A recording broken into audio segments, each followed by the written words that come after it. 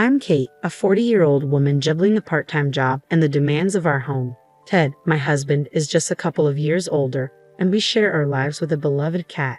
We've been married happily for 15 years, although I wouldn't say it's been without its challenges. One of the biggest disappointments has been our inability to have children. Another source of frustration is Ted's reluctance to pitch in with household tasks. Despite his modest earnings, he tends to relax and avoid responsibilities on his days off. Ted has always been close to his mother, who lives nearby. Since his father's passing, he visits her often, claiming she's lonely, though I know she's far from frail. In fact, she can be quite difficult and lacks refinement. Just the other day, I stood in line at the grocery store when an unexpected loud noise escaped me. A mortifying moment. In my embarrassment, I turned around and hastily pointed the blame at the person behind me. My mother-in-law found this incident amusing and began sharing her own shopping anecdotes. Ted, my husband, joined in her laughter, but I couldn't share their amusement. I found her behavior distasteful and couldn't reconcile myself to the fact that she was family. Her unpleasant demeanor left her with few friends, and it seemed like her main pastime was making life difficult for her daughter-in-law. If it weren't for our strained relationship, I wouldn't mind visiting my in-laws. However, I doubt any daughter-in-law would willingly engage with such a character. Even Ted's older brother and his wife, Rose, who used to live in the same house with her, couldn't tolerate her and eventually moved away. It's not hard to see why. Living with such a mother-in-law would be a daunting challenge, especially after Ron, Ted's brother, passed away.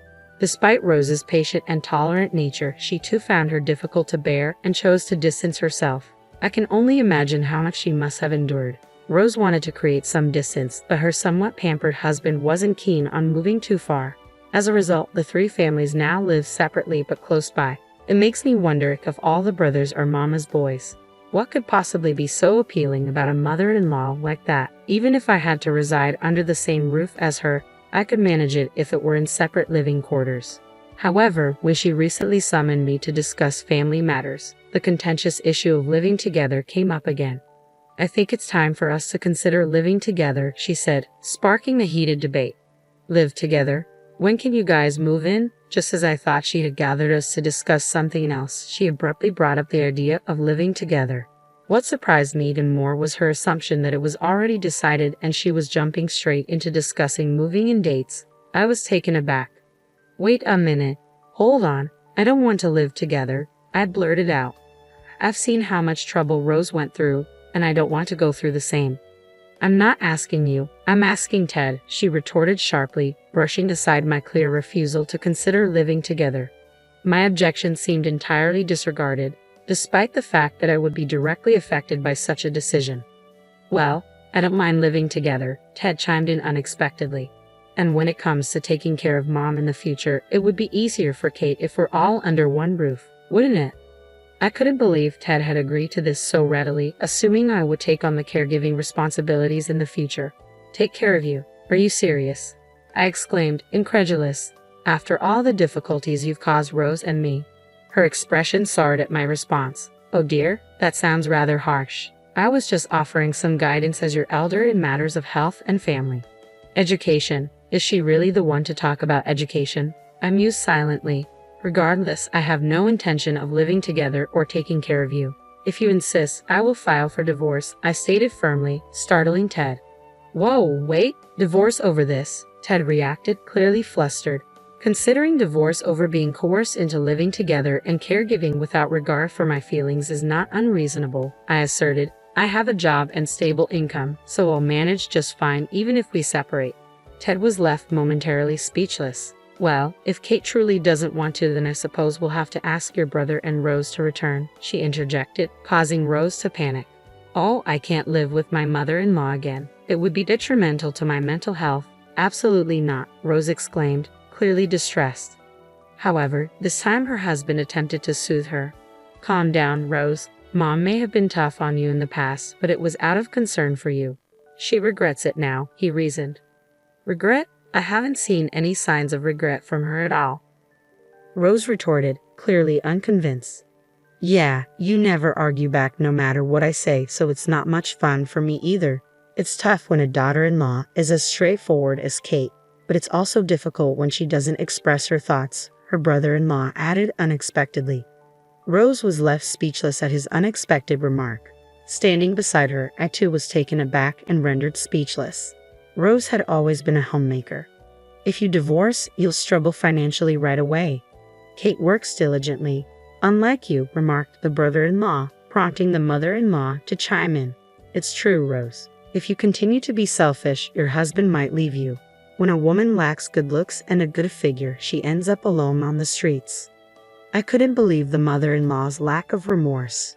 She seemed to be escalating further. Rose used to be so pretty when she was young. Now she's gained quite a bit of weight, she continued, seemingly oblivious to her hurtful words. I wondered where this conversation was heading. Did you hear about those big deals? The zoo deals? I'm interested, I murmured, trying to change the subject. But the brother-in-law burst into laughter. Oh, that's terrible. Are you comparing me to a seal? Rose choked back tears as she spoke. I felt flustered, wanting to comfort her, but the mother-in-law and the brother-in-law continued their insensitive banter. No, it's just a misunderstanding. I was talking about the upcoming event at the zoo, right, brother-in-law? The mother-in-law interjected hastily. Seals wave their flippers and go ho-ho, don't they? Ho-ho, it's a spot-on imitation. To my disbelief, the brother-in-law and mother-in-law began imitating a seal, flapping their hands at their sides. Stop it, please. Are you both out of your minds? I exclaimed, shocked by their behavior. Rose couldn't hold back her tears and stormed out of the house. I hurried after her, chastising the mother-in-law. How can you both be so thoughtless and disrespectful? It's no wonder Rose and I refuse to live with you. Ted interjected angrily. You act all high and mighty because you work, but you're just another woman trying to make it on her own. You'll end up on the streets like Rose. Don't think of threatening divorce. You'll regret it. His words stung deeply. While I was in a more stable position than Rose, I couldn't easily dismiss the idea of divorce either. I absolutely refused to live together, I declared firmly before storming out of my in-laws' house. My priority was finding Rose and offering her comfort. After searching through town, I spotted Rose walking slowly. Rose. Kate. Rose turned, her tear-streaked face showing her distress. I managed to calm her down and led her into a nearby cafe. I can't take it anymore. I've always been bullied by my mother-in-law, and Ted never supports me. I sympathize with her. Yeah, both brother-in-law and Ted are such mama's boys, Rose sighed in agreement. It's not just the bullying from my mother-in-law. I can't tolerate his cheating anymore.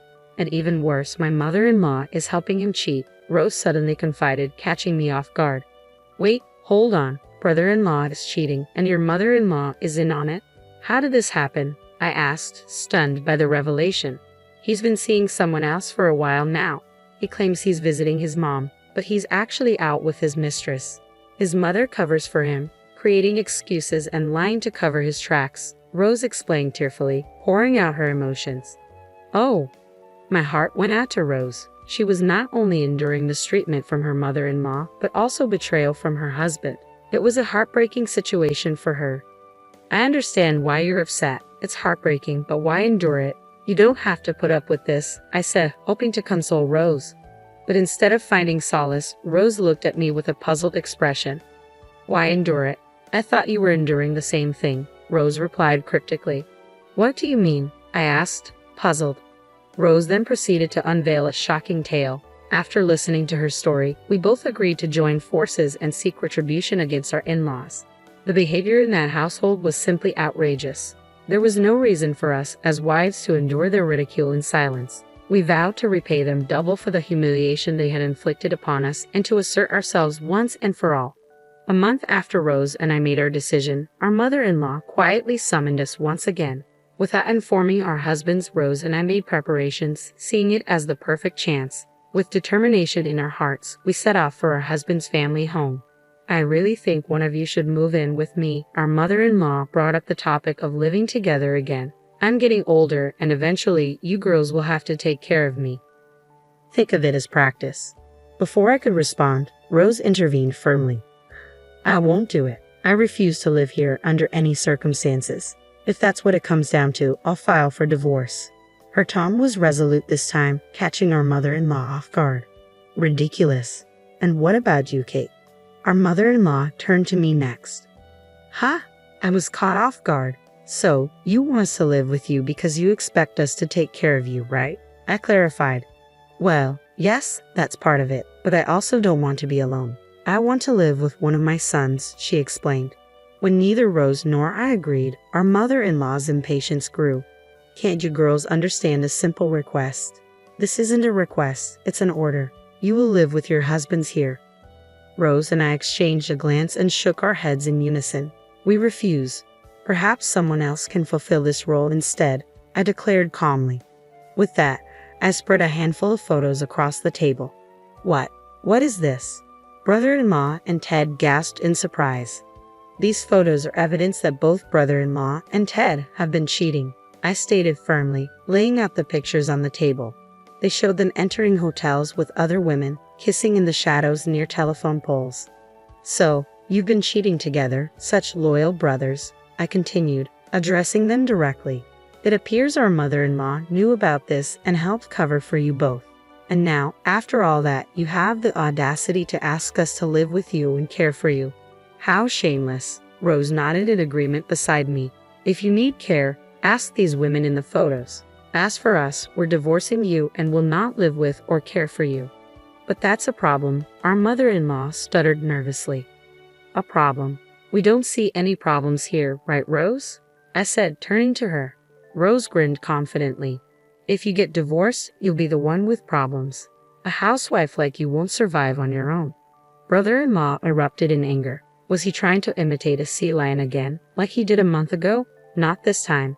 The threat of divorce is not a bluff, Rose replied calmly. I won't have any issues. I plan to secure substantial compensation from you. Additionally, I intend to demand compensation from your mistress. With that, I should be able to rent a small apartment and rebuild my life.